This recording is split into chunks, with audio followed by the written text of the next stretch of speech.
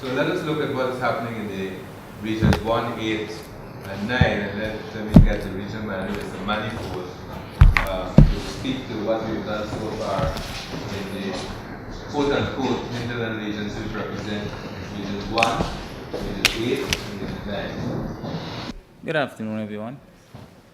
I speak to the hinterland regions. We consider region 1, 8, and 9. For the first half of the year, we've completed projects in region 8 and region 9. In region 8, we've completed projects in Monkey Mountain, Princeville, Madia, and in region 9, we've completed projects in 5 villages, 5 out of 8. The 5 villages are Ruperty, Woweta, Markanata, Kumu, and Shilanub. Right? I'll go back a bit to explain some of the projects, or give a more brief in-depth into this project. For the project in Monkey Mountain, what we've done is install a water supply system there where we use PV systems to supply water for the residents for the first time. That is phase 2, Monkey Mountain. In phase 1, there is a water supply system, but phase 2 is some distance away. Right? If we understand the hinterland communities, the population they're sparsely settled, so we try our best to bring water as close as possible to these villages. Right? In Princeville, the same. We've drilled a well and installed a PV system, right, to cater for 350 residents. Right? In Campbelltown, again, what happened in Campbelltown? I said Madia earlier, right? But the project was captured in Campbelltown. What happened was, because of the prolonged dry season, residents of Madia were suffering tremendously from water, and there was a scare that the entire town would be without water. So a decision was made to drill the well in Madia, right, to ensure the population have access to water during the dry season.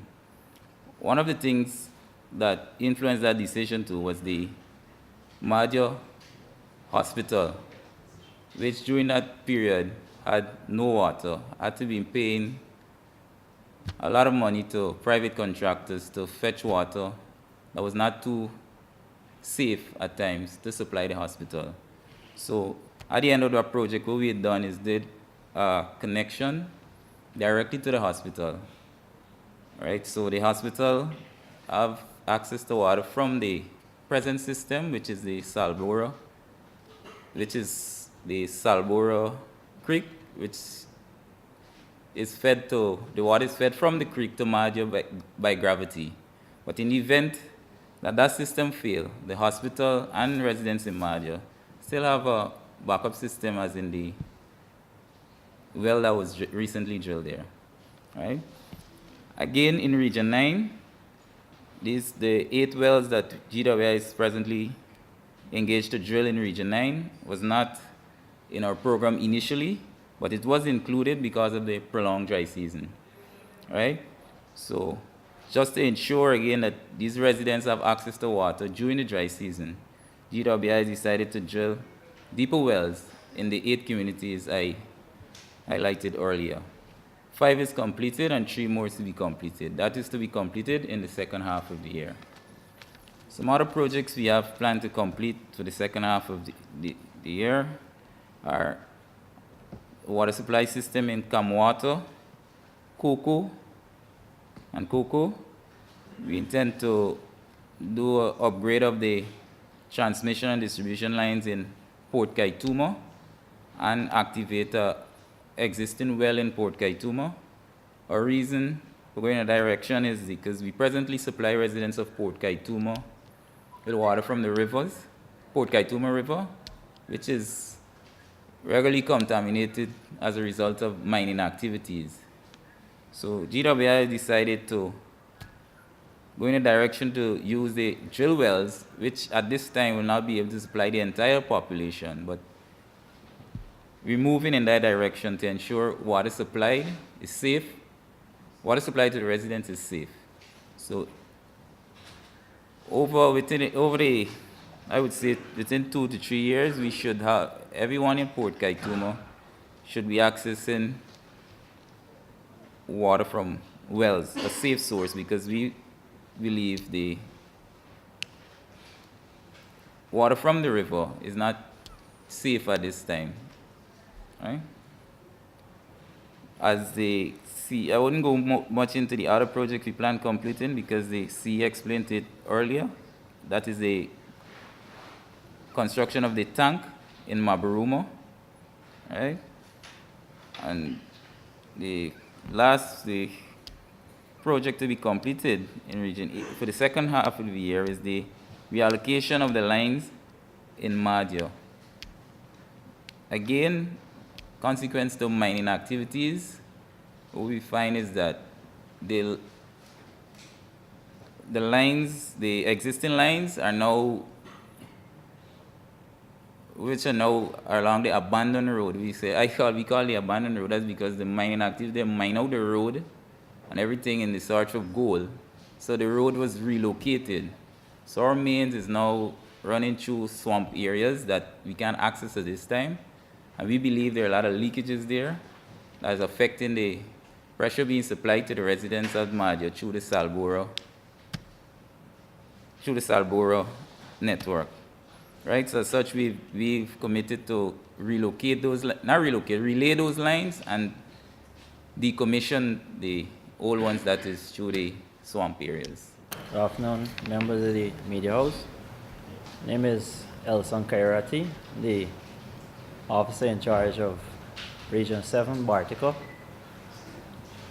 In Bartico, we have first I'll deal with the challenges, then I'll deal with the improvements. In Bartico, we have the challenges of sectionalized delivery of water because the area would have grown tremendously over the years. The population and the treatment plant wasn't catered for such a fast development. However, we have put things in place. We have a new reservoir. We've run a new 8-inch transmission line from the water treatment plant to 5 Mile housing scheme. That's through the Potaro Road. I don't know if you understand the terrain of Bartico. And we have Central Bartico, where we are gravity feeding water to the Bartico Township is the central location. We're currently still distributing water in a sectionalized area every other day. However, there are areas where we have tremendous challenge. For example, they have areas as Mongrippa Hill, Baidarabo, Carbis Hill, and Bramford Point. Bramford Point was an area never received water from the beginning. No pipelines. Baidarabo, they receive water at ground level, sometimes nothing at all. However, we had tremendous improvement. The Chief Executive Officer visited Bartico in March. And out of that, he met with the community of Bramford Point, by the Rabo area, and promised the people, well, before independence, they will receive some water. Well, he stood to his promise, because from groundwater surface, the customers now receiving water at 15 psi, 20 psi in certain areas. And this is a big improvement for the Bartico people. Bramford Point, no pipeline was ever laid in the area. They are currently receiving a service at 20 psi. Right now they're complaining that the pressure is too heavy. So we still need to do some more groundwork to move the water from one area to the next area. Another area of improvement that amazed me is Dr. Charles Lauren of an area named Carroll. It's an Amerindian village. No portable water, rainwater, river water, and mining water. Mining is a challenge. Dr. Charles visited again with a team, made a promise and stood to his promise. We are currently running pipelines at Carrow, the Amerindian village. The well already drilled. By Monday, we're supposed to be installing the well, the pumps. The pipelines will be, I think by this weekend we should finish all the pipelines. So by Monday we put in the well, the pump in the well, so they will be receiving water also for Carrow area.